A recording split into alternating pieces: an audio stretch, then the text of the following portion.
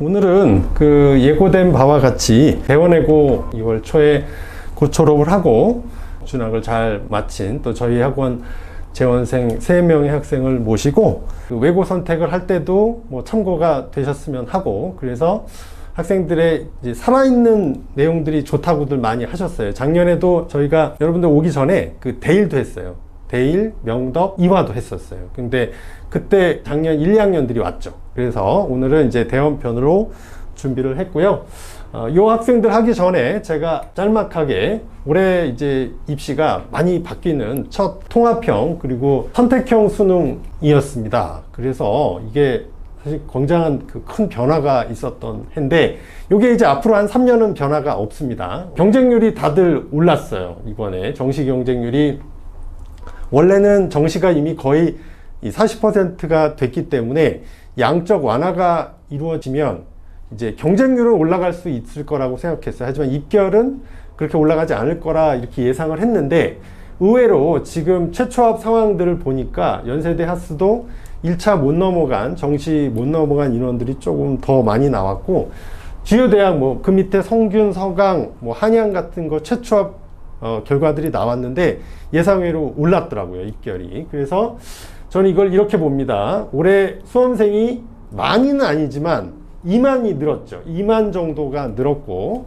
또 교차 지원이 대단히 증가했습니다. 그래서 이건 이제 제가 지은 말인데, 이번에 저도 이제 정시 상담을 하는데 한 70%가 이과생이었어요. 이과생들이 굉장히 정시 상담을 많이 했고, 이과의 폭거, 네, 폭거, 그리고 문과의 한거, 네, 결론은 문과의 헝거, 예, 이렇게 조금 이것도 뭐 가군을 제가 맞췄습니다. 이 폭거, 한거, 네, 헝거 이렇게 결론이 나왔고, 이제 자세한 거는 이제 2월까지 다 해서 정시 입결이 끝나면 제가 좀 더 정확하게 의대부터 자연계열까지 같이 말씀을 드리도록 하겠습니다.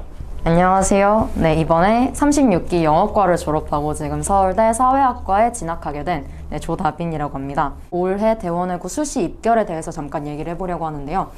서울대, 고려대, 그리고 연세대, 하스 같은 경우에는 작년과 비슷하게 굉장히 높은 합격률을 보여줬고, UD와 화류전형, 일반적인 화류전형의 경우에는 조금 많이 떨어졌는데, 이거는 사실 대원외고의 문제라기보다는 연세대 활동호 수영 같은 경우 애초에 이번에 이제 학추 전형이 생기면서 인원이 많이 줄어들어가지고 경쟁률이 확 뛴 점도 있고, 그리고 이번에 연세대 화류 전형에서 외고나 특목고, 뭐 자사고가 조금 잘 안 된 경향이 전반적으로 컸기 때문에 네, 그런 연세대 화류 전형은 좀 그런 추세를 보인 것으로 보이고, UD 같은 경우에는 조금 매년 좀 변화의 폭이 좀 큰 전형이라고 볼 수가 있습니다. 그래서 33기 때도 굉장히 UD가 또 잘 됐다가 34기에는 갑자기 확 떨어졌던 경우가 있었고, 마찬가지로 35기에 UD가 굉장히 잘 됐다가 지금 또 현재 36기에 또 확 떨어지는 모습이 보이면서, UD 같은 경우에는 조금 원래 그런 변화의 폭이 좀 큰 전형이라고 보시면 될 것 같습니다. 네, 그래서 네. 그 UIC를, 연세 UIC를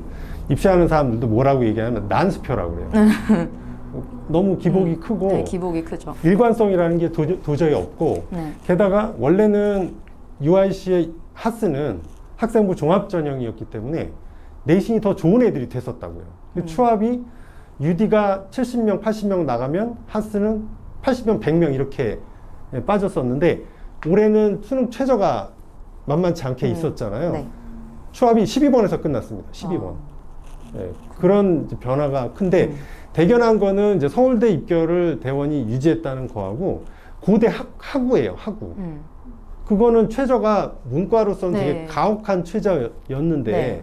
그럼 사업치를 맞춘 친구들이 충분히 나왔다는 거네요. 네, 그렇죠. 전체 인원은 네. 큰 변화가 없었다. 네, 주변에서 학우가 네, 주변에서도 네, 많이 이게 최저를 많이 맞췄었고, 제 친구들 같은 경우는 최저를 많이 맞췄고, 그리고 사실 고대는 그럼 하구 전형 같은 경우에는 사실 궤적으로도 많이 가기는 그렇죠. 합니다. 네, 궤적 같은 그러니까. 경우에는 추합이 굉장히 많이 도는 편이고, 네, 네. 하구는 반대로 이제 최저만 맞춰 놓으면은 사실 면접을 그래도 굉장히 3년 동안 이제 네. 발표 연습도 많이 하고 준비가 이러다 되니까. 보니까 예. 네, 아주 면접을 웬만큼만 하게 된다면은 예비 번호를 받아도 추합으로 되는 경우가 굉장히 많습니다. 최저만 네. 맞추더라고. 네. 네, 그렇습니다. 네.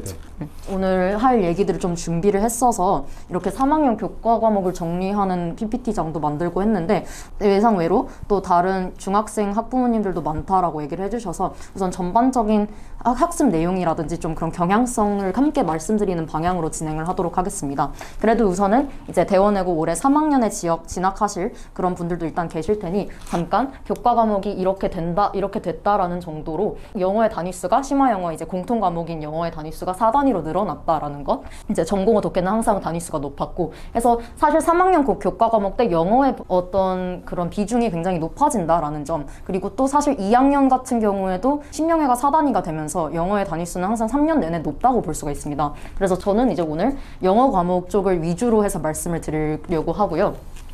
네, 이 부분이 이제 단위수가 들어가는 과목, 여기는 이제 그냥 이제 패스나 A, B, C 이렇게 네, 진행되는 과목이었고요. 네, 우선 심화 영어에 대해서 이제 3학년은 이제 모의고사나 수능 기출 위주로 시험 범위가 들어가게 되기는 합니다. 그래서 적으면 50개, 많으면 70개 넘게 정도로 지문이 들어가게 되고요.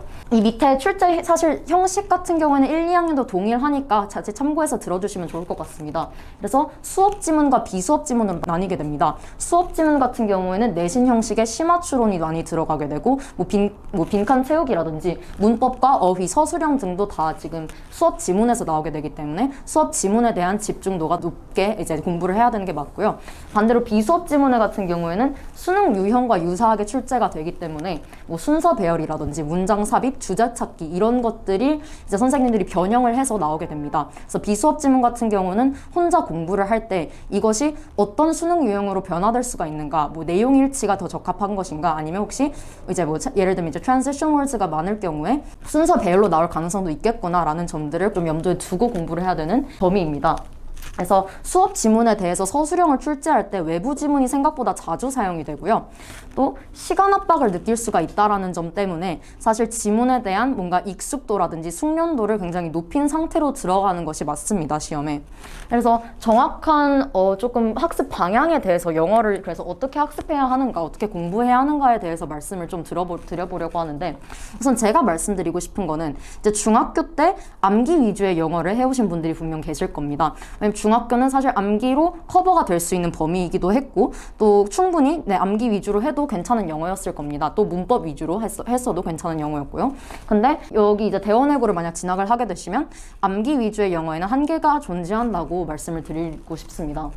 왜냐하면 이제 심화추론, 특히 이제 모두고르시오나 심화추론 같은 문제들이 이제 등급의 당락을 가르는 굉장히 중요한 요인이 되는데, 그러한 심화추론이 암기 가지고는 해결을 할 수가 없고, 또한 현재 있는 영어과의 경우에는 이제 심화영어 독해나 심화영어 작문이 들어가는데 여기 경우에는 암기가 불가한 정도의 범위가 나오고요. 또 심화영어 회화의 경우에도 원서 강독이 들어가기 때문에 암기로는 해결을 할 수가 없습니다. 그래서 제가 말씀드리고 싶은 거는 이해 및 맥락 정리 위주의 영어가 학습의 방향성이 돼야 된다는 부분인데요. 내용의 정확하고 자세한 이해가 필요하다는 점, 그래서 제가 사실 말씀드리고 싶은 점은 학원을 선택할 때도 뭔가 자료라든가 이런 부분보다 나를 더 확실하게, 더 세세하고 꼼꼼하게 이해시켜줄 수 있는 수업과 선생님을 좀 찾으시는 것이 맞다고 봅니다. 저는 그래서 제가 들었던 수업들 중에서 저는 이제 이해 위주로 수업을 꼼꼼하게 들음으로써 내용을 완벽하게 이해하고 가겠다, 지문을 숙지하고 가겠다라는 마음가짐으로 수업을 들었기 때문에 수업을 충실히 듣는 것만으로도 내신의 많은 부분이 커버됐다라고 볼 수가 있겠습니다. 그래서 학교 및 수업 및 필기로부터 추론될 수 있는 부분을 학생이 스스로 추출할 수 있는 그런 능력을 가져야 되고, 저는 이러한 부분들을 사실 학교 친구들과 많이 논의를 하면서도 많은 부분 찾아낼 수 있었고, 그렇게 논의를 하는 과정에서 생긴 의문점들을 선생님께 질문을 해가면서 이 지문에 대해서 선생님은 어떤 관점을 가지고 있구나라는 부분을 파악하면서 선생님의 좀 그런 관점과 이해 내용을 일치시켜 나가는 것이 굉장히 중요합니다. 결국에는 내신을 출제하는 것이 선생님이고, 선생님이 지문을 이해한 방향과 내가 지문을 이해한 방향이 같다는 게 매우 중요해지는 요인이기 때문에 그렇게 학교 선생님의 어떤 질문 시간을 좀 잘 활용해 가면서 하는 것이 매우 중요합니다. 그래서 글의 전체적인 구조 정리, 예를 들면 이제 다이어그램을 만든다든지 하는 부분들, 그래서 맥락과 그런 구조 부분들을 이해할 수 있는 거를 방법을 추천을 드리고, 또 제가 중요하게 몇 가지 짚고 싶었던 점이 이런 것들은 이제 좀 몇 가지 팁들인데요. 예를 들면 지문에서 뭔가 상반되는 조건이나 환경이 있을 시 혹은 부정, 긍정의 대립상이 존재할 시에 이것들을 분명하게 체크를 해주는 것이 중요합니다. 선생님들이 이제 사실 이제 기출을 보거나 혹은 이제 좀 앞으로 이제 시험을 치러 나가면서 아마 느끼신 부분들이 있을 텐데 그것들을 단순히 느꼈다 해서 멈추는 게 아니라 그걸 실제로 내 학습 방법에 적용하는 것이 중요합니다. 선생님들이 어떤 부분에서 문제를 출제하느냐라는 것들을 제가 이제 몇 가지를 뽑아본 건데요. 이제 지문에서 뭔가 이 사람이 지문에서 이제 조건을 제시해 줄 때 분명 그 조건에 대한 변화가 들어갈 가능성이 굉장히 높습니다. 또 긍정 부정의 대립상이 주어졌을 때는 이 긍정 부정의 뉘앙스를 파악할 수 있는 어휘들을 줍니다. 그래서 그 뉘앙스가 맞는 어휘들끼리 짝지어서 예를 들면 밑줄을 쳐놓은 다음에 다음 중 이제 맥락이 다른 어휘가 무엇인가 혹은 이제 다른 것을 의미하는 어휘가 무엇인가 라는 부분들도 출제가 자주 되고요. 그래서 실험 같은 것들이 이제 예시로 나오게 될 경우에 지문 내에서 이제 예시가 나오게 될 경우에는 포함 관계 그리고 어휘 호환성 확인이 굉장히 중요합니다. 이거는 이제 선생님과의 어떤 출제 방향성을 맞춰 나가는 과정이라고 보시면 될 것 같습니다. 그래서 제가 이제 조금 더 자세하게 말씀드리고 싶은 게 제가 이건 이제 사실 전공어 독해 제가 이제 3학년 때 이제 전공에 독해가 들어가고 2학년 때 전공어 장문이 들어가게 되는데 이제 저는 이제 영어과였기 때문에 심화영어 장문, 심화영어 독해를 해서 이런 부분들을 잠깐 넣어봤는데 우선은 이제 전공어 독해 이제 영어과의 경우에 전공어 독해와 전공어 장문은 시간 압박이 매우 심하게 되고요. 모두고르시어가 많이 나오고 심화초론 문제가 다수가 출제되기 때문에 아까 말했다시피 암기로는 되지 않습니다. 그래서 전체 글의 구조와 맥락을 이해하고 지문에 익숙해진다는 느낌으로 접근을 한 다음에 평소 나의 독해 실력을 올려놓는 것이 중요한 것이지 단순히 내신 기간에 지문을 열심히 공부한다고 해서 엄청난 점수 상승이 있지는 않습니다. 방학 기간 혹은 좀 시간이 좀 많은 기간에 영어의 어떤 독해가 부족하다라고 한다면 그 독해를 향상시킬 수 있는 방안을 강구하는 것이 중요한데 이제 그게 제가 뒤에도 말씀드리겠지만 저는 탭스가 대원외고 내신의 경향성이랑 굉장히 잘 맞는 것이라고 생각을 하고 저도 이걸 탭스를 공부하면서 좀 독해 실력이 많이 늘었다라고 말씀을 드리고 싶습니다. 우선은 만약에 영어과가 아닌 경우에 사실 언어를 처음 배우는 학생들이 또 있고 그렇기 때문에 암기가 중요하긴 합니다. 그래서 단어나 지문 혹은 문법들을 암기하는 것이 이제 다른 과의 경우에 특히 저도 이제 중국어를 했기 때문에 중국어 같은 경우에 본다면은 암기가 중요한 언어이기도 하고요. 근데 이제 제가 말씀드리고 싶은 거는 영어는 암기로 접근이 불가한 게 이제 보면 영어 기사가 9개 정도가 들어가게 되는데 굉장히 긴 장문의 영어 기사들이 들어가게 되고 실제 영어 기사들을 선생님들이 가져오기 때문에 난이도가 만만치가 않습니다. 그래서 학원을 제가 아까 말씀드렸다시피 선택할 때도 꼼꼼하고 세세하게 학생을 이해시킬 수 있는 학원이나 혹은 선생님을 선택하는 것이 중요하다라고 말씀을 드리고 싶고요. 그리고 이제 학생들 보면 대부분은 탭스 얘기를 도움이 많이 된다 하는 친구가 많았는데 일부는 또 토플이 또 나한테 맞았다 이런 친구도 있거든요. 그건 어떻게 생각해요? 토플 탭스? 저는 토플은 일단 DHS를 따기 위한 그냥 방안? 그냥 그 정도로밖에 생각을 안 하긴 했습니다. 저한테는 토플은 그냥 일정 점수를 이제 DHS를 따기 위해서 일정 점수를 넘긴 이후에는 공부를 하지 않았고요. 저는 내신을 준비하기 위해서는 탭스를 많이 공부한 편이었는데 내신과 직결되는 내신과 직결되고 유형이 비슷한 게 탭스라고 보면 되겠습니다. 왜냐면 수능 유형과 특히 이제 3학년으로 갈수록 수능 유형과 비슷하게 출제가 되는데 토플은 긴 지문 하나에 조금 세세한 뭔가 그런 부분들에 대해서 문제를 여러 개 물어보는 반면에 탭스가 딱 적당량의 지문을 주고 특정한 유형의 질문들을 여러 번 반복하기 때문에 내신을 준비하는 데 있어서는 탭스가 더 저는 낫지 않나라는 생각은 합니다. 탭스는 독해도 있지만 어휘가 굉장히 어려운 편에 속합니다. 굉장히 어렵고요. 그래서 사실 탭스 독해가 어느 정도 안정화가 됐다, 독해 실력이 어느 정도 안정화가 됐다라고 하시는 분들한테는 탭스 어휘를 공부해드리는 것을 굉장히 추천합니다. 어휘 실력이 늘었을 때는 단순히 이게 어떤 내신 부분과도 연결되는 부분이 있지만 영어에 대한 자신감 자체가 많이 올라가기 때문에 이런 특히 심화영어 회화 같은 부분에 어휘가 굉장히 어렵게 나오는 편이고 그런 부분들에 있어서 자신감도 올라가고 또 실제로 어휘의 어떤 뉘앙스 같은 거를 파악할 수가 있게 되면서 내신에도 많은 도움을 준다고 생각을 합니다. 물론 수능도 마찬가지고요. 그래서 심화영어 회화 같은 경우에 좀 스트레스를 다들 많이 받으시는 것 같더라고요. 특히 4단이기도 하고 이제 MMS라는 굉장히 약간 거대한 장벽이 존재하다 하다 보니까. 그러게요. 근데 제가 한 가지 말씀드리고 싶은 거는 MMS는 전체 성적의 등락을 가르지가 않습니다. 저도 1, 2학년 때 MMS로 되게 굉장히 스트레스를 많이 받았고 좀 네. 힘들었었는데 이게 왜냐면 MMS가 다들 약간 좀 뭔가 성적을 많이 좀 결정짓는다라고 생각을 하시는 것 같더라고요. 근데 MMS는 막 반절의 점수를 까이고 막 이러지는 않는 이상은 전체 점수에 크게 전체 등급에 크게 영향을 미치지는 않습니다. 선생님이 주시는 가이드라인 그대로 따라가시면 되고요. 네, 선생님이 원어민 선생님. 네, 원어민 선생님이 주시는 가이드라인 그대로 토시 하나 틀리지 않고 따라가시면 되고요. 선생님께서도 일단 피드백을 많이 주시려고 노력을 하시는 편이라서 원어민 선생님께서도 그 피드백 그대로 따라가시면 됩니다. 토를 달지 않고. MMS에 대해서 엄청난 스트레스를 받지는 마시라고 말씀을 드리고 싶고요. 또한 심화영어 회화는 이제 중간고사가 이제 듣기평가 그리고 기말고사가 원서 강독으로 이루어지는데 한 가지 말씀드리고 싶은 거는 기말고사가 사실 등급 결정 요인이 굉장히 크게 됩니다. 특히 이제 상위권 같은 경우에는 중간고사로 절대 갈리지가 않기 때문에 상위권 등급의 결정 요인은 편차가 훨씬 더 큰 기말고사 즉 원서 강독 내용이 훨씬 더 중요하게 되고요.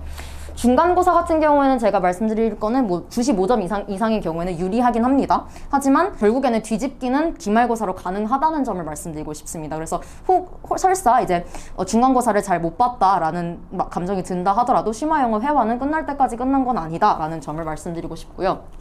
제가 원서강도 난이도 상승이라고 한 거는 이제 1학년에서 2학년으로 올라가시는 분들이 계실 것 같아서 말씀을 드리는데 심화영어 회화는 2학년 때 원서 강독이 훨씬 더 어려워집니다. 난이도가 굉장히 많이 올라가고요. 이번에 1학년들 얘기를 들어보니까 그렇게 심화영어 회화가 막 엄청 어렵다라는 얘기는 안 하셨던 것 같아요. 근데 2학년 때는 더 어려울 거라는 말씀을 드립니다. 아마 선생님들이 제가 아는 선생님들 뭔가 조합으로 들어가시게 되면은 굉장히 원어민적인 부분을 많이 건드리실 거고 또 영어에 대한 열정도 높으신 분들이라 네, 어렵게 들어가는 부분들이 많습니다. 그래서 제가 사실 원서 강독 같은 경우에는 수업 필기를 굉장히 꼼꼼히 해야 되고요. 선생님이 지나가시는 말씀이라고 네, 적어놓는 게 좋습니다. 특히 의외로 제가 좀 놀랐던 부분은 표현 방식에서 좀 많이 출제가 됐다는 부분인데요.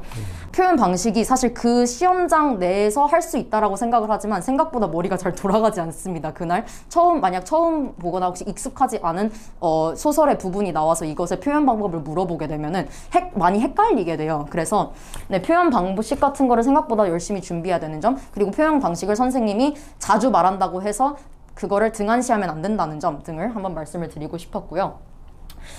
그래서 제가 말씀드리고 싶은 게 특히 이 심화영어 회화는 단위수가 4단위가 되기 때문에 심화영어 안정적이게 나오면 굉장히 편합니다. 그래서 방학 때 특히 지금 제가 추천하는 건 고1에서 고2 올라가시는 분들은 방학 때 탭스 공부를 해놓는 것을 굉장히 추천합니다. 만약 독해가 안정적으로 되신 분들이라면 어휘를 학습하시는 것을 추천드리고요. 독해가 안정되지 않으신 분들은 독해를 하시는 게 맞습니다. 그래서 제가 생각할 때는 일주일에 그래도 독해를 한 2세트 정도 푸시는 게 좋고, 만약 독해를 잘 하시는 분들은 일주일에 독해 한 세트 그리고 어휘를 한 세트 해가지고 네, 어휘가 생각보다 많이 어렵고, 근데 생각보다 이게 특히 원서 강독에서 소설과 이어지는 어휘들이 많기 때문에 어휘 부분을 많이 준비하는 것을 추천을 드립니다. 네, 그래서 내신의 경향성과는 저는 독해가 많이 연결된다라고 생각을 하고, 또 이제 3학년 들어가게 되는 전공어 문화 부분을 제가 원래 말씀을 드리려고 했는데 일단은 네, 간단하게 말씀을 드리고 넘어가면 저는 이제 중국 문화를 공부를 했고, 그래서 중국 문화 부분 같은 경우에 문법 두 가지로 나뉩니다. 일단 문법 부분 그리고 암기 부분인데요. 전공어 문화는 범위가 어마어마하게 많습니다. 제가 한 모든 시험 중에서 전공어 문화의 범위가 제일 넓었고, 뭔가 시험 범위를 다 완벽하게 커버했다라고 할 수 없을 만큼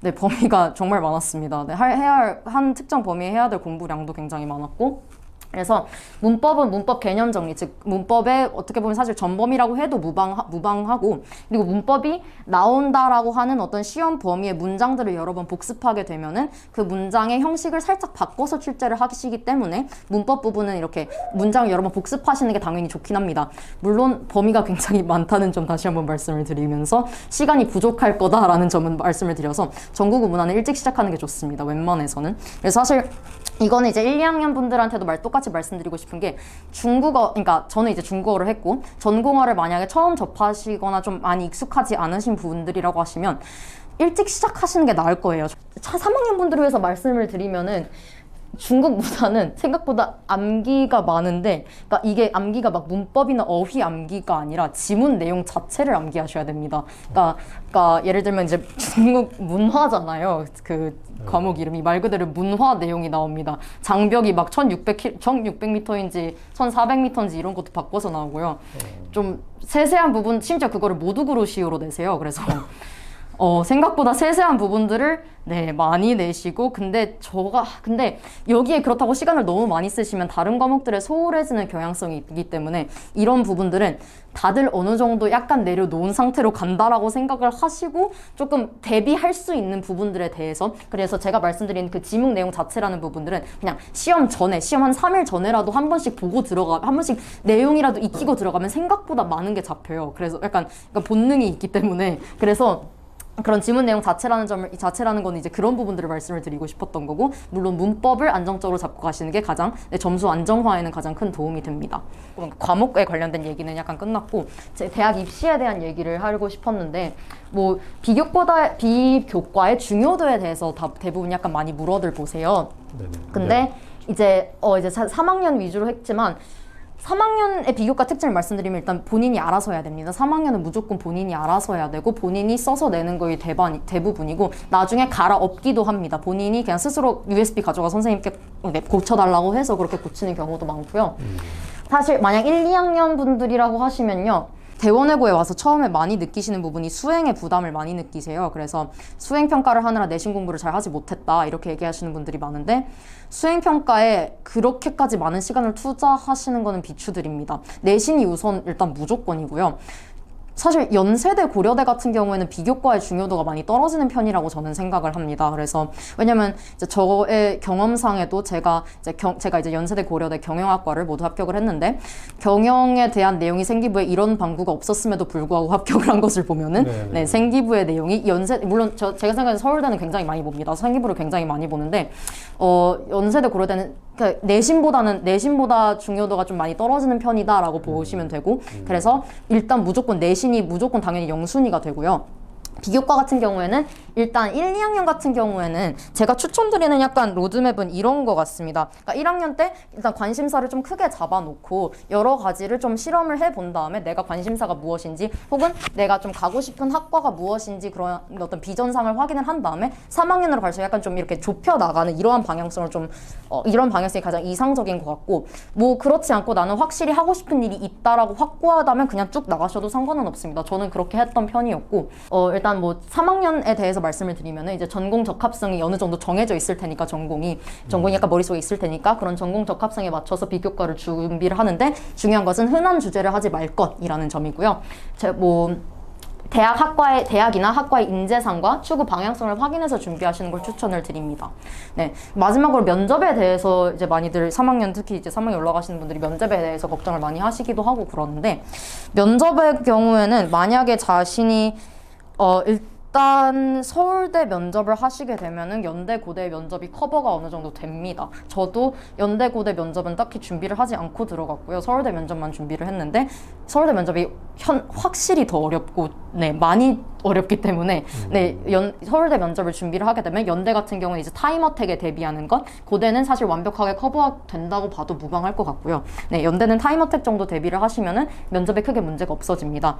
뭐 이번에 면접 방식이 그 코로나 면접으로 서울대는 그 대면으로 했고 연고대는 모두 비대면이었잖아요. 그래서 연대 같은 경우에 그 본인이 작성한 바대로 타임어택이 있었으니까 사실 우리 학원 다녔던 많은 학생들은 그런 연습해보는 게 도움이 또 됐다고 했어요. 근데 본인이 워낙 서울대를 빡세게 준비를 해놨었기 때문에 아마 연고대가 다 커버가 됐었던 이제 UD 이제 간 친구가 이제 말씀을 말을 이제 저 자세히 해주겠지만, KNS에서 UD 준비를 굉장히 잘해줬고, 이번에 제 친구들이 지금 사실 1차 최초 합격 6명, 최초 합격이 지금 6명밖에 안 됐는데, 물론 추합으로 다 된 것 같기는 해요. 근데 어쨌든 최초 합격이 이제 6명밖에 안 되는데, 그 중에 거의 대부분 다 KNS에서 준비를 했고 제 친구들도 영어를 잘했던 제 친구들 다 KNS가 제일 도움이 많이 됐다라고 말을 했기 때문에 혹시 UD를 주력으로 생각하시는 분들이라면 여기 이제 매튜 선생님 분이라는 분이 계시는데 정말 잘해주십니다.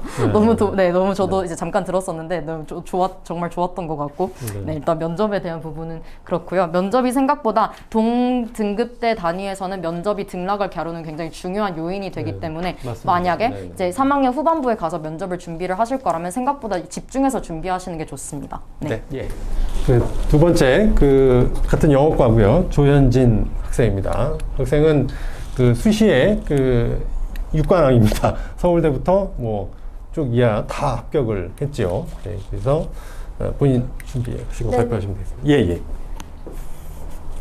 네, 안녕하세요. 저도 앞에 발표를 했던 친구와 마찬가지로 일단 주요 과목 몇 개를 어떻게 내신 준비를 해야 될지 먼저 설명을 드리고 그 다음에 제 비교과 어떻게 준비했는지 이어서 설명을 해보도록 하겠습니다. 제가 맡은 과목은 국어라는 과목이랑 사회 과목을 맡게 되었는데요. 두 과목 모두 얼핏 보면 되게 이해를 중심으로 진행되는 과목이라고 생각을 하실 수도 있지만 대원외고 내신을 만약 좋은 등급을 받고 싶으시다면 이해보다는 결과적으로는 암기가 되게 중요하다고 생각을 합니다. 그렇기 때문에 국어라는 과목과 사회 과목은 겨울방학에는 수능 난이도 정도를 준비를 해놓으시고 그 다음 내신 기간이 들이닥쳤을 때는 이제 선생님이 하신 말씀을 제대로 필기하고 암기하는 것이 가장 중요하다고 먼저 언급을 드리고 시작을 하도록 하겠습니다.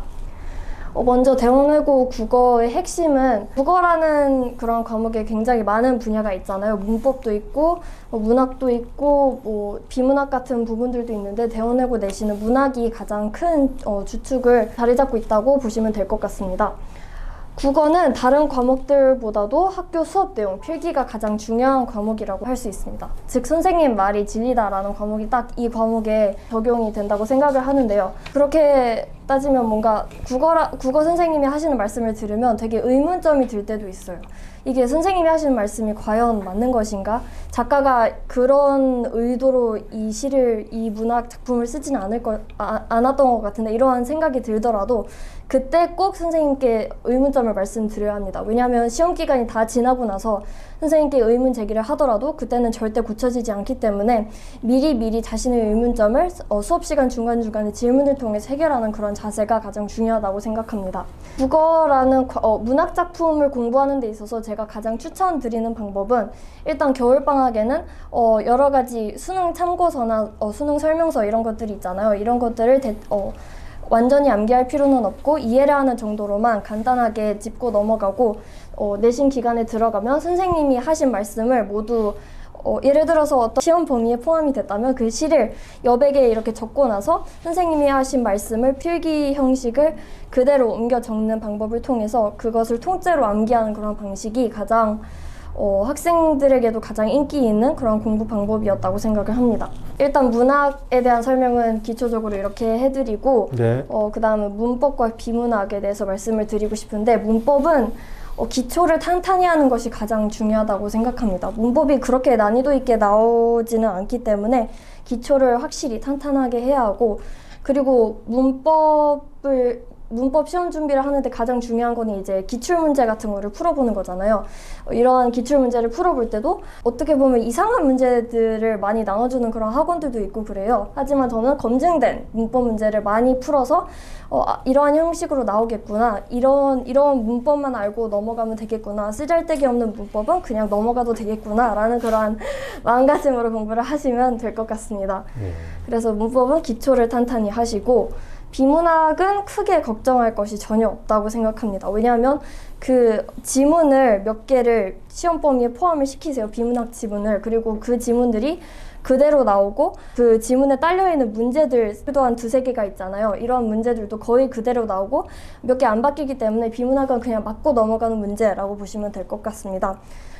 여기서 틀리면 정말 안 되기 때문에 비문학은 공부를 확실히 하고 맞는 문제다라고 하고 문학 공부를 열심히 하면 된다고 생각을 하였습니다. 사회 과목으로 넘어갈 텐데요. 저는 사회문화 쪽으로 준비를 했는데 중학생 학부모님들과 고1, 2 학부모님들도 다 계신다 해서 사회 과목 전반에 대해서 설명을 드리자면 사회 과목은 겨울방학에는 되게 새로운 개념들이 많이 나타날 것입니다. 그렇기 때문에 이러한 새로운 개념이 익숙해져 있을 정도로만 공부를 하고 예를 들면 마더텅이나 여러 가지 인강 선생님들이 내주시는 그런 문제집을 풀면서 기초적인 수능 난이도 정도의 문제들만 풀 수 있을 정도로 그러한 기본적인 난이도로만 공부를 해주시면 된다고 생각을 합니다. 하지만 사회 과목은 우리 학교 내신이 굉장히 까다롭기 때문에 이게 어떤 콤비냐면 개념도 굉장히 자잘하게 물어보고 또한 사회 문화 같은 과목은 계산 문제 같은 것도 굉장히 많단 말이에요. 그래서 이러한 것들도 엄청난 난이도로 어렵게 내시는데 제가 봤을 때는 이 뒤에 있는 계산 문제를 내가 다 맞겠다라는 생각을 가지는 것보다는 내가 이 교과서에 있는 모든 개념들을 외워서 내 것으로 만들겠다. 이해를 한 후에 암기를 하는 그러한 방식으로 개념 위주로 공부를 하시면 등급이 어느 정도는 잘 나올 것이라고 생각을 합니다. 사회 과목이 대표적으로 이해, 그 다음 암기가 중요한 과목이기 때문에 겨울방학에는 이해를 하시고 그 다음 내신 기간에서는 엄청난 암기를 하신다면 좋은 등급이 나오지 않을까 생각을 합니다. 그리고 이게 아마 수능 형식과는 난이도가 굉장히 다를 거예요. 그렇기 때문에 대원외고 학교 기출을 보고 난이도를 대충 체감을 한 뒤에 내가 이러한 부분이 부족하구나 라는 것을 느낀 후에 다시 공부를 하는 것이 굉장히 효과적이기 때문에 시험 기간에 학교 기출을 꼭 꼼꼼히 보시고 문제도 많이 틀려보고 그러면서 공부를 하는 게 굉장히 효과적입니다. 네. 그래서 사회 과목이 저희는 1학년 때 통합사회라는 과목을 했고 2, 3학년 때는 생윤, 사문, 사회문화 이런 과목들을 공부를 했는데 이러한 과목들을 내신 기간에 준비하면서 수능 준비도 굉장히 자연스럽게 되기 때문에 그렇죠. 수능 준비는 따로 하실 필요는 없을 것 같고 학교에서 배운 그대로 잘 공부를 하고 가신다면 아무 문제 없다고 생각을 합니다. 네. 그럼 이어서 저는 비교과 제 교내 활동, 교회 활동 이렇게 두 가지로 나눠서 설명을 드리려고 하는데 먼저 제가 받은 교내상부터 소개를 드리자면 일단 이거 말고도 다른 상들이 있긴 한데 저는 일단 제가 진학을 하게 된 영어교육과와 관련된 그런 교내상들만 말씀을 드리고자 합니다. 언어 관련 상들을 많이 받았는데요. 저희는 영어과이기 때문에 전공어가 중국어였고 그렇기 때문에 중국어 에세이 그리고 스피킹 대회에서 상을 받았고 또 저희 담임 선생님이 굉장히 강조하신 게 너는 영어교육과를 가니까 꼭 영어 에세이 대회에서 수상을 해라 이렇게 말씀을 하셔서 열심히 준비해서 영어 에세이 대회에도 수상을 하게 되었습니다. 그래서 언어 쪽은 이렇게 상을 받았고요. 두 번째는 자율활동인데요. 2학년 때 대원외고 2학년에 들어서면 외국어학당이라는 것에 멘토로서 참여할 수 있는 그러한 자격이 갖춰지기 때문에 저는 1학기 때는 중국어, 2학기 때는 영어에서 멘토로서 활동을 하면서 약간 영어 교육과를 가고 싶으니까 교육자로서의 나의 자질을 한번 찾아보는 그런 시간을 가지면서 준비를 했던 것 같습니다. 1학년 때는 멘티 활동을 할 수 있고 2학년 때는 이제 멘토, 즉 가르치는 역할을 할 수 있게 되는데 멘티는 아니더라도 멘토가 굉장히 스펙을 만드는 데 굉장히 중요하기 때문에 이런 활동을 꼭 참여하시는 것을 추천드립니다. 그 다음에 교과 탐구 활동이라고 해서 학생들끼리 자율적으로 모여서 관심 있는 분야에 따라서 모임을 만들고 보고서를 작성하는 그런 시간이 있는데요. 저는 언어학과 그 활용에 관해서 교과 탐구 활동을 진행했습니다. 이걸 설명드리자면 영어 교육과는 일단 영어, 교육 그리고 언어 이 세 가지 분야가 맞물려서 맞물려서 공부를 해야 하는 그런 학문이기 때문에 언어라는 부분도 굉장히 중요하다고 생각합니다. 그렇기 때문에 언어학과 그 활용에 관해서 관심 있는 친구들과 함께 여러 가지 탐구를 진행하는 활동을 하게 되었습니다. 그 다음에 제 세 번째 교내 활동 동아리 부분에 대해서 설명을 해보자면 저는 생활법 연구반 저스티스라고 아시는 분들도 꽤 많으실 텐데요. 저는 이걸 들었고 이게 굉장히 저희 전공과는 관련이 없어 보일 수 있지만 저는 법 언어학과 이렇게 연결을 지어서 어떻게든 제 전공과 연결시키려는 그런 노력을 많이 했기 때문에 얼핏 보기에는 굉장히 생각 없이 들어간 동아리라고 볼 수도 있겠지만 굉장히 많은 도움이 되었다는 점 말씀드리고 싶습니다. 그리고 영어라는 과목에만 강한 것이 아니라 내가 다른 교과목에도 뭔가 관심이 있고 나의 능력을 더 발전시킬 그런 계획이 있다라는 것을 보이기 위해서 저는 수학이론 심화탐구 자율동아리에도 들어가서 여러 가지 친구들과 수학 심화 문제를 풀고 또 문제집 같은 것도 직접 만들어서 후배들에게 나눠주는 그런 활동을 했었습니다. 그래서 최대한 활동을 다양하게 여러 가지 방면으로 1학년 때는 넓게 시작해서 아까 친구가 말씀하신 것처럼 3학년 때는 이렇게 좁혀 들어가는 그런 과정을 그런 길을 저는 택했던 것 같아요. 그래서 1학년 때 이런 활동들을 굉장히 많이 잘 활용을 하게 되었습니다. 마지막으로 진로 활동에 대해서 말씀을 드리자면 진로 활동은 대부분 선생님들이 하는 수업을 수강하는 형식으로 이루어져 있습니다. 예를 들어서 제가 들은 거는 사회 민주주의 쪽 그리고 글로벌 사건 세계화 쪽 이러한 수업들을 수강을 했는데요. 앞서 말씀드린 것처럼 사회 민주주의와 같은 부분도 저스티스 동아리처럼 굉장히 이걸 왜 들었을까 하는 생각이 들 수도 있지만 어떻게든 연결을 시키면 글로벌과 민주주의 굉장히 잘 연결이 될 수 있고 또 제가 영어 교육과를 썼을 때 제가 생각하는 핵심은 민주주의 교육이었기 때문에 이러한 방면으로 다양하게 연결이 될 수 있었다고 생각합니다. 그리고 두 번째 진로 활동은 직업 체험 같은 것도 이제 하시게 될 텐데 이런 거는 제 전공과 맞춰서 원어민 교수와의 인터뷰를 통해서 교육자의 역할에 대해 탐구해보는 그런 시간을 가졌고요. 그리고 인문학 특강, 이제 3학년 되면 인문학 특강을 들을지 영어 디베이트 활동을 할지 이걸 선택을 하라고 선생님들이 말씀을 해주실 텐데 저는 인문학 특강을 통해서 여기에서 또 저희 전공과 연결시킨 그런 수업들을 많이 수강했기 때문에 굉장히 많은 도움이 됐다고 생각했습니다. 그리고 지인용이라고 해서 아마 생기부에는 다른 이름으로 들어갈 텐데 이런 것도 이수를 해놔야 굉장히 편하기 때문에 토플이나 HSK 같은 것도 미리 준비를 해놓으시면 좋을 것이라고 생각을 합니다. 제가 여기서 말씀을 드리려고 하는데 네네, 저는 네네. 봉사활동을 이렇게 했어요. 글로벌 번역 봉사활동을 했고 문화유산 영어 해설도 했고 이러한 그렇죠. 봉사활동을 했는데 이게 그거는- 생기부에 들어가지는 않을 수도 있지만 네. 이 두 가지 활동 역시 제 행동 특기사항에 선생님이 다 써주셨기 때문에 네. 얘가 이러한 면에서 굉장히 언어에 대한 호기심이 많고 실력이 있다라는 것을 굉장히 강조 맞습니다. 어필할 수 있는 네네. 그런 활동이 될 수 있기 때문에 봉사활동을 아예 중단하는 것보다는 그래도 어느 정도 해서 네, 의미 삶의 있는 의미가 활동을 또- 만드는 게 좋지 않을까라고 네. 생각을 합니다. 그렇다고 너무 봉사활동에만 시간을 그렇죠, 기울이는 건 그렇죠. 당연히 안 되고요. 안 되고 예. 네, 적당히 하시면 될 것이라고 생각합니다. 맞습니다. 이제 그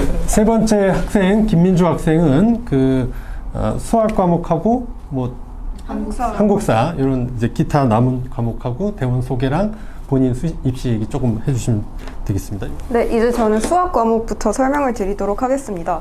수학 과목 같은 경우에는 이제 교과서로 진도를 나가기는 하지만 시험에 나오는 거는 학교에서 별도로 자체 제작을 하신 학교 프린트 내용이 나오게 됩니다. 이제 수학 시험의 형식은 객관식 17문항에 60점, 서술형 3문항에 30점, 그리고 단답형 5문항에 10점인데 여기서 서술형 3문항 30점은 그냥 모두가 받는 30점이라고 생각을 해야 합니다.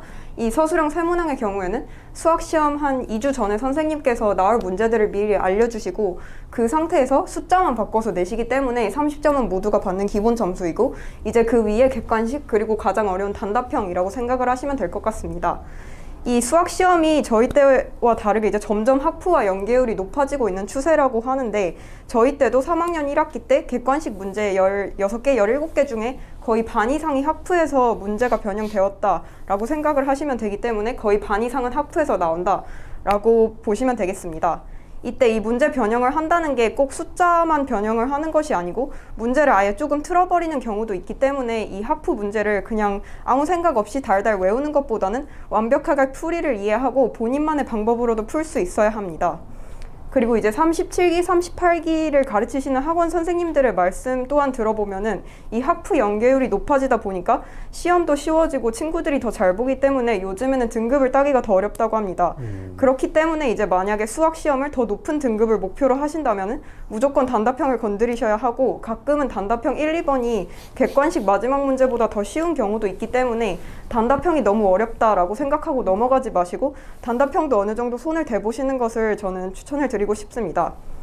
그리고 이제 여기에 예비 고3 학생들도 있기 때문에 말씀을 드리는 건데 3학년의 경우에는 수능 선택 과목인 확률과 통계 과목을 배우는데 이때 선생님이 가져오시는 학부 문제들이 평가원 기출보 29, 30번이나 경찰대 문제처럼 되게 까다롭고 계산이 복잡한 문제가 많은데 이게 어느 정도였냐면 저희 기수 때는 학부 문제가 너무 어렵다는 말이 많아져서 수학 선생님께서 나올 문제들을 따로 찝어주셔서 이 중에서 나온다라고 말씀을 해주셨습니다. 그렇기 때문에 저는 이제 학교에 들어와서 수학 내신에 대한 공부 방법은 일단 학프를 나오자마자 최대한 많이 돌리는 것을 추천을 드리는데 제 주변 친구들은 대부분 4-5번 정도는 돌린 것 같고 만약에 학프가 완벽하게 된 상태라면은 이제 학원에서 주시는 자료집이나 문제집으로 이제 단답형 대비를 하는 것을 추천을 드립니다. 그리고 이제 등급 컷을 이제 대충 알려드리자면 이게 난이도에 따라서 물론 이제 매번 달라지긴 하는데 저희 3학년 때 등급 컷은 뭐 단답형을 제외하고 서술형 30점 다 맞는다는 가정하에 객관식이 한 개 틀릴 때마다 한 등급씩 내려갔다 대충 그 정도로 생각을 하시면 될 것 같습니다. 그리고 이제 한국사 같은 경우에는 지금 고 1, 2 학생들은 이제 배우지 않는 과목인데 한국사는 3학년 때만 배우는 과목입니다. 이제 한국사는 객관식 25문항 그리고 서술형 6문항으로 구성이 되어 있는데 한국사 같은 경우에는 완전한 이제 암기 과목이다 보니까 난이도 조절을 선생님들도 잘 못하시는 과목입니다. 이제 예를 들어 저희 같은 경우에도 중간고사의 경우에는 컷이 진짜 높았는데 그렇기 때문에 이제 난이도 조정을 해야 되기 때문에 기말고사는 또 갑자기 어려워지고 이런 식으로 되게 난이도가 되게 상이해지는 과목인데 그렇기 때문에 여러분들이 선생님께 여쭤보면서 대충 한국사 시험 난이도가 어떨지 어디까지 얼마나 공부해야 할지 눈치를 이제 직접 채시고 직접 챙겨야 하는 그런 과목입니다. 이게 한국사 같은 경우에는 문제 형식이 모두 고르시오 같은 게 많이 나오고 서술형으로는 연도나 이름을 쓰라는 문제도 많이 나올 수 있기 때문에 이 한국사 수특이 교재로 나가는데 이 수특에 있는 모든 내용을 다 외운다, 완벽하게 체화한다 라고 생각을 하시는 게 좋을 것 같습니다. 한국사 공부 방법은 이제 암기 과목이기 때문에 개인마다 이제 방법이 다르겠지만 노트 한 권을 정리하거나 뭐 친구들과 말로 외우는 등 이렇게 되게 다양한 방법으로 공부를 할 수 있기 때문에 그런 방법을 추천을 드리고 한국사 같은 경우 지금 만약 예비 고3이라면 미리 방학 때 한 번 돌리고 오는 것도 도움이 되긴 하겠지만 학기 중에 하는 걸로도 저는 충분하다라고 생각을 합니다. 이제 저는 제 입시 준비 과정에 대해서 설명을 드리자면 먼저 가장 처음 말씀을 드리고 싶은 거는 내신은 무조건 챙겨야 된다라고 말씀을 드리고 싶습니다. 아무리 본인이 정시가 잘 나온다라고 하더라도 정시는 이제 하루 만에 결정이 되는 것이기 때문에 그건 진짜 어떻게 될지 모르는 일이고 2학년 2학기 때까지는 최소한 내신을 어느 정도 챙겨야 한다라고 생각을 합니다. 이제 주요 과목 위주로 내신을 챙겨야 하는데 저 같은 경우에는 이제 국제학부를 지원을 했기 때문에 저는 영어 과목을 위주로 공부를 했습니다.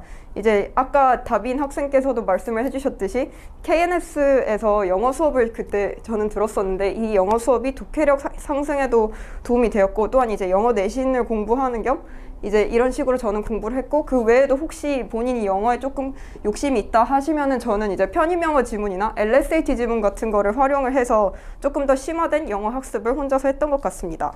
그리고 이제 생기부에 대해서 말씀을 드리자면은 생기부에 들어가는 수행평가의 경우는 이제 대부분 자율주제로 발표를 하는 경우가 많은데 이때 본인이 지원하고 싶은 과와 방향을 어느 정도 정하는 게 중요하다고 생각을 합니다.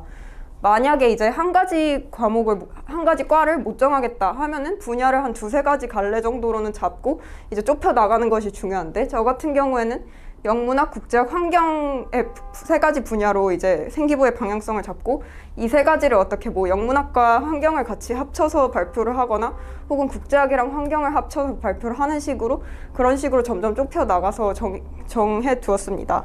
이게 과를 한 가지로만 과가 한 가지로 정해지면 좋지만 이게 입시가 3학년 때 가서 어떻게 뒤바뀔지 모르기 때문에 그래도 어느 정도 여러 가지 갈래로 열어두는 것이 중요하다라고 생각을 합니다. 1, 2학년의 경우 이제 동아리를 하게 되는데 이제 학생들이 원하는 동아리를 들어가지 못하거나 뭐 자신의 과와 관련이 없는 동아리를 들어갔다고 되게 속상해하는 경우가 많은데 진짜 전혀 상관이 없는 게 3학년 때 올라가서 저희가 동아리 활동을 아예 못하기 때문에 동아리에 이제 자율 주제로 보고서를 제출을 하게 돼요. 이때 즉 이러한 보고서에서 본인의 동아리 활동과 자신이 가고 싶은 과를 어떻게든 연결을 지으면 되기 때문에 지금 당장 너무 동아리에 대해서 스트레스 받지 마시고 그냥 동아리 활동은 즐겁게 하시는 게 좋을 것 같습니다. 그리고 봉사 같은 경우에는 아까도 말씀드렸다시피 어차피 생기부에 안 들어가기 때문에 그렇게 중요하진 않은데 이게 교내 봉사 시간이 부족하면은 3학년 때 올라와서 DHS를 따기 위해서 채워야 하기 때문에 이 1, 2학년 때 어느 정도 교내 봉사 시간은 뭐 면접 봉사나 축제 때 하는 봉사로 채워두는 것을 추천을 드립니다. 그리고 이제 교내 활동은 아까도 말씀드렸다시피 어학당은 꼭 하는 것을 추천을 드리고 에세이 대회나 이런 경시 대회도 상을 타는 것이 되게 중요하기 때문에 그런 것도 어느 정도 개인적으로 대비를 하시는 것을 추천을 드리고 면접 같은 경우에는 저는 2학년 겨울방학 때부터 KNS UD 면접 수업은 들었었고 한국어 면접은 이제 여름방학 때 시작해도 별로 늦지는 않다라고 말씀을 드리고 싶습니다. 네.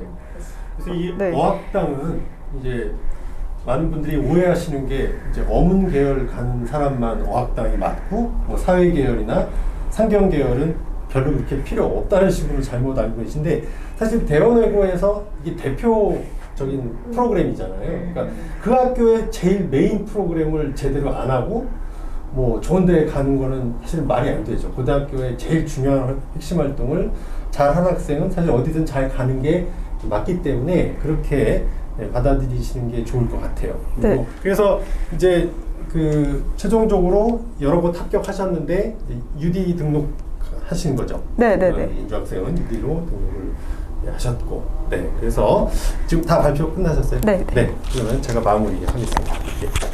그냥.